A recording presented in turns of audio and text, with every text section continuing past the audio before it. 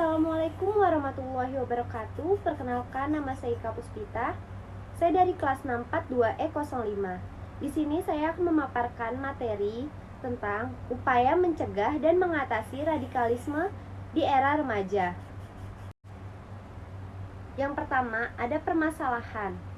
Radikalisme agama di Indonesia menjadi perhatian serius karena remaja adalah kelompok yang rentan terhadap pengaruh dan perubahan dalam pemikiran dan sikap.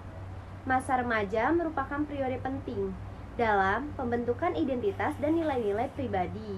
Oleh karena itu, upaya untuk mengatasi dan mencegah radikalisme agama di kalangan remaja perlu dilakukan secara efektif.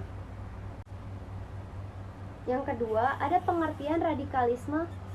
Radikalisme adalah sebuah ideologi atau keyakinan yang ekstrim dalam cara berpikir dan bertindak, dan dapat berdampak buruk terhadap keamanan dan kestabilan negara.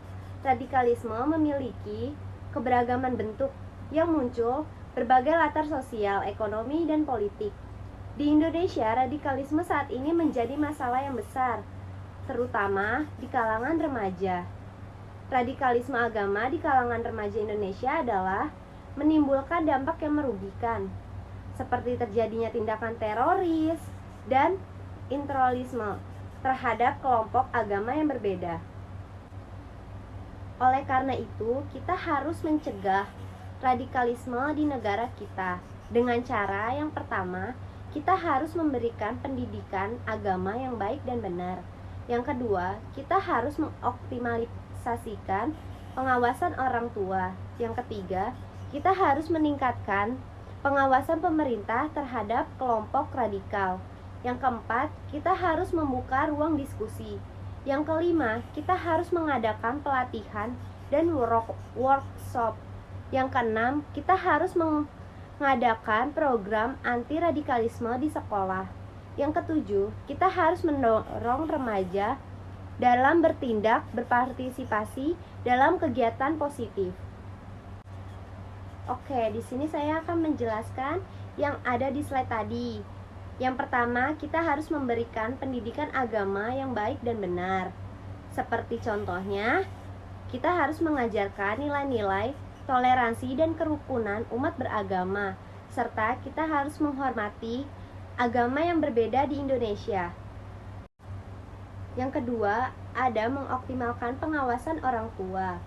Orang tua harus memantau anaknya mereka di internet dan sosial media, karena kita harus mengajarkan anak-anak tentang penggunaan sosial media dengan baik dan benar, agar mereka tidak terpapar oleh konten-konten yang radikal atau terlibat dalam kelompok radikal. Selanjutnya, kita bisa mengembangkan program anti-radikalisme di sekolah, seperti sekolah harus mengajarkan pelajaran tentang toleransi, kerukunan antar umat dan beragama, dan cara mengidentifikasi tanda-tanda radikalisme. Oke, yang keempat, kita harus mendorong remaja untuk berpartisipasi dalam kegiatan positif, seperti contohnya kegiatan seni dan olahraga, dan kegiatan sosial yang dapat membantu remaja untuk mengembangkan keterampilan sosial, membangun rasa percaya diri, dan merasa termotivasi untuk berkontribusi pada masyarakat.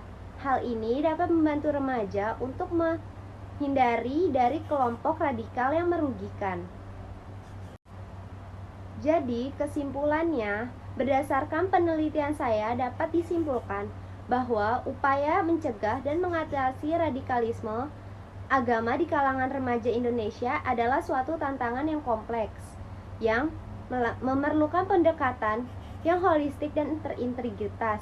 Dalam konteks ini, beberapa faktor yang berperan penting, termasuk pendidikan, peran keluarga, pengawasan media, dan komunitas, serta kerjasama antara pemerintah dan masyarakat harus stabil. Saran saya untuk upaya dan mengatasi radikalisme di era remaja, yaitu peran keluarga sangat penting untuk mencegah radikalisme agama. Orang tua harus melakukan pendidikan agama yang seimbang dan membangun komunitas terbuka untuk anak-anak mereka, serta memantau kegiatan online dan offline yang dilakukan anak-anak. Pengawasan media juga perlu ditingkatkan. Pemerintah dan lembaga terkait harus bekerja sama dengan penyediaan layanan media untuk mengobrol konten-konten yang berpotensi radikalisme remaja dan mempromosikan pesan kebencian. Selain itu, masyarakat juga perlu aktif dalam mendukung upaya pencegahan dan melaporkan tanda-tanda radikalisme yang mencurigakan. Sekian dari saya, kurang lebihnya mohon maaf. Wassalamualaikum warahmatullahi wabarakatuh.